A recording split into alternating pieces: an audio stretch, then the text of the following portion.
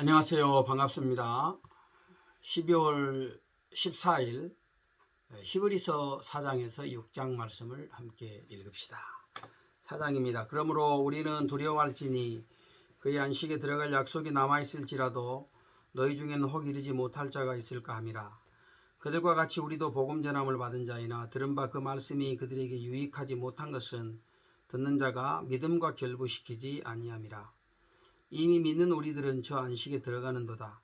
그가 말씀하신 바와 같으니 내가 노하여 맹세한 바와 같이 그들이 내 안식에 들어오지 못하리라 하셨다 하였으나 세상을 창조할 때부터 그 일이 이루어졌느니라.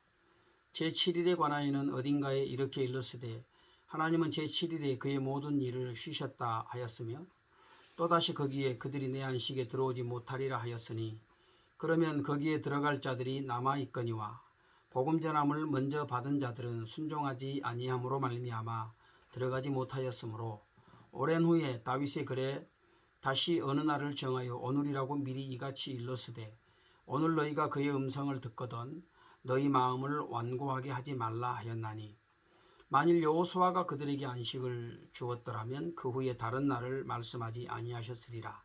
그런즉 안식할 때가 하나님의 백성에게 남아있도다. 이미 그의 안식에 들어간 자는 하나님이 자기의 일을 쉬신과 같이 그도 자기의 일을 쉬느니라. 그러므로 우리가 저 안식에 들어가기를 힘쓸지니 이는 누구든지 저 순종하지 아니하는 본에 빠지지 않게 하려 함이라. 하나님의 말씀은 살아있고 활력이 있어 좌우의 날선 어떤 검보다도 예리하여 혼과 영과 및 관절과 골수를 찔러 쪼개기까지 하며 또 마음의 생각과 뜻을 판단하나니 지으신 것이 하나도 그 앞에 나타나지 않음이 없고 우리의 결산을 받으시리에 눈앞에 만물이 벌거벗은 것 같이 드러나느니라. 그러므로 우리에게 큰 대제사장이 계시니 승천하시니 곧 하나님의 아들 예수시니라. 우리가 믿는 도리를 굳게 잡을지어다. 우리에게 있는 대제사장은 우리의 연약함을 동정하지 못하리가 아니요 모든 일에 우리와 같이 시험을 받으신 이로되 죄는 없으시니라. 그러므로 우리는 긍휼하심을 받고 때를 따라 돕는 은혜를 얻기 위하여 은혜의 보좌 앞에 담대히 나아갈 것이니라. 은혜의 보좌 앞에 담대히 나아가자. 안식에 들어가지 못할 것을 두려워하라. 그렇죠? 예수님이 우리에게 참된 안식을 주시는 분이기 때문에 우리는 긍휼하심을 받고 때를 따라 돕는 은혜를 얻기 위해서 은혜의 보좌 앞으로 담대하게 나아가야 됩니다. 이 은혜의 보좌는 하나님이 계신 곳이죠. 대제사장들은 1년에 한 차례씩 백성들과 자신들의 죄를 속하기 위해서 은혜의 보좌 앞으로 나갔습니다. 하나님께서는 죄인들이 은혜의 보좌 앞으로 나오는 것을 용납하지 않으셨습니다. 그러나 예수 그리스도께서는 하나님과 우리 사이에 가로막혔던 모든 담을 다 허물어 들으셨죠. 육체의 죽음을 통해서 그랬습니다. 그래서 단번에 은혜의 보좌를 열어 제치시고 이제 우리가 더 이상 두려운 마음이 아니라 담대한 마음을 가지고 그 은혜의 보좌 앞에 하나님 앞으로 나갈 수 있게 하신 것입니다. 그러므로 우리가 하나님의 은혜를 받도록 해야 되겠습니다. 5장 말씀. 그러므로 대제사장마다 사람 가운데 택한 자이므로 하나님께 속한 일에 사람을 위하여 예물과 속지 않은 제사를 드리게 하나니 그가 무식하고 미혹한 자를 능히 용납할 수 있는 것은 자기도 연약에 휩싸여 있음이라. 그러므로 백성을 위하여 속죄제를 드림과 같이 또한 자신을 위하여 드리는 것이 마땅하니라. 이 존귀는 아무도 스스로 취하지 못하고 오직 아론과 같이 하나님의 부르심을 받은 자라야 할 것이니라. 또한 이와 같이 그리스도께서 대제사장 되심도 스스로 영광을 취하심이 아니오 오직 말씀하신 이가 그에게 이르시되 너는 내 아들이니 내가 오늘 너를 낳았다 하셨고 또한 이와 같이 다른 데서 말씀하시되 네가 영원히 멜기세덱의 반차를 따르는 제사장이라 하셨으니 그는 육체에 계실 때에 자기를 죽음에서 능히 구원하실 이에게 심한 통곡과 눈물로 간구와 소원을 올렸고 그의 경건하심으로 말미암아 들으심을 얻었느니라. 그가 아들이시면서도 받으신 고난으로 순종함을 배워서 온전하게 되셨은즉 자기에게 순종하는 모든 자에게 영원한 구원의 근원이 되시고 하나님께 멜기세덱의 반차를 따른 대제사장이라 칭하심을 받으셨느니라. 멜기세덱에 관하여는 우리가 할 말이 많으나 너희가 듣는 것이 둔함으로 설명하기 어려우니라. 때가 오래 되었으므로 너희가 마땅히 선생이 되었을 터인데 너희가 다시 하나님의 말씀의 초보에 대하여 누구에게서 가르침을 받아야 할 처지이니 단단한 음식은 못 먹고 젖이나 먹어야 할 자가 되었도다. 이는 젖을 먹는 자마다 어린 아이이니 의의 말씀을 경험하지 못한 자요 단단한 음식은 장성한 자의 것이니 그들은 지각을 사용함으로 연단을 받아 선악을 분별하는 자들이니라.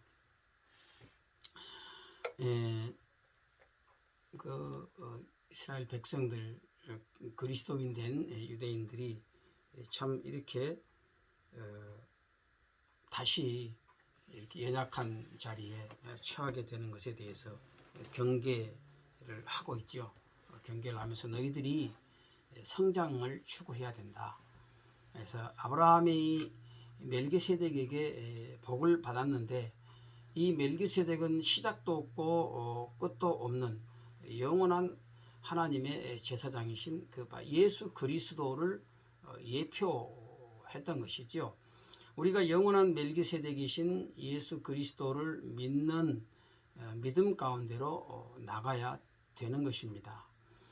믿은 지 오래됐지만 여전히 어린아이 같은 수준에 머물러 있는 그런 신앙의 모습은 사실 보는 이의 마음을 안타깝게 하죠. 마땅히 믿음이 자랐어야 될 사람이 신앙의 진보를 위해서 힘쓰지 않는 것은 그것은 하나님을 기쁘시게 하는 일이 아닌 것입니다. 하나님의 자녀는 계속해서 믿음이 자라가야 됩니다. 신앙 성장의 원리는 어린아이가 점점 자라서 장성하게 되는 것과 같습니다. 처음에는 어린아이처럼 그렇게 참 단단한 음식도 먹지 못하고 여러 가지 진리에 대해서 많은 의문들이 있었지만 그러나 장성한 사람이 되어서는 점점 밝은 그런 복음의 빛 가운데로 나가야 하는 것이죠. 그런 사람에게는 이제 신령한 일에 대한 어떤 영적인 그런 분별력이 있어서 참된 것과 또 거짓된 것을 구분해낼 수가 있는 것이죠. 이렇게 신앙이 장성한 사람은 어떤 일에도 쉽게 미혹을 당하지 않는 것입니다. 그래서 하나님의 자녀는 끊임없이 이 신앙의 진보를 이루기 위해서 힘을 써야 되는 것임을 6장에서도 계속 말씀합니다. 같이 봅시다. 그러므로 우리가 그리스도의 도의 초보를 버리고 죽은 행실을 회개함과 하나님께 대한 신앙과 세례들과 안수와 죽은 자의 부활과 영원한 심판에 관한 교훈의 틀을 다시 닦지 말고 완전한 대로 나갈지니라. 하나님께서 허락하시면 우리가 이것을 하리라. 한번 빛을 받고 하늘의 은사를 맛보고 성령에 참여한 바 되고 하나님의 선한 말씀과 내세의 능력을 맛보고도 타락한 자들은 다시 새롭게 하여 회개하게 할 수 없나니 이는 그들이 하나님의 아들을 다시 십자가에 못 박아 드러내놓고 욕되게 함이라. 땅이 그 위에 자주 내리는 비를 흡수하여 밭가는 자들이 쓰기에 합당한 채소를 내면 하나님께 복을 받고 만일 가시와 엉겅퀴를 내면 버림을 당하고 저주함에 가까워 그 마지막은 불사름이 되리라. 사랑하는 자들아 우리가 이같이 말하나 너희에게는 이보다 더 좋은 것 곧 구원에 속한 것이 있음을 확신하노라. 하나님은 불의하지 아니하사 너희 행위와 그의 이름을 위하여 나타낸 사랑으로 이미 성도를 섬긴 것과 이제도 섬기고 있는 것을 잊어버리지 아니하시느니라. 우리가 간절히 원하는 것은 너희 각 사람이 동일한 부지런함을 나타내어 끝까지 소망의 풍성함에 이르러 게으르지 아니하고 믿음과 오래 참음으로 말미암아 약속들을 기업으로 받는 자들을 본받는 자 되게 하려는 것이니라. 하나님이 아브라함에게 약속하실 때에 가리켜 맹세할 자가 자기보다 더 큰 이가 없으므로 자기를 가리켜 맹세하여 이르시되 내가 반드시 너에게 복주고 복주며 너를 번성하게 하고 번성하게 하리라 하셨더니 그가 이같이 오래 참아 약속을 받았느니라. 사람들은 자기보다 더 큰 자를 가리켜 맹세하나니 맹세는 그들이 다투는 모든 일의 최후 확정이니라. 하나님은 약속을 기업으로 받는 자들에게 그 뜻이 변하지 아니함을 충분히 나타내시려고 그 일을 맹세로 보증하셨나니 이는 하나님이 거짓말을 하실 수 없는 이 두 가지 변하지 못할 사실로 말미암아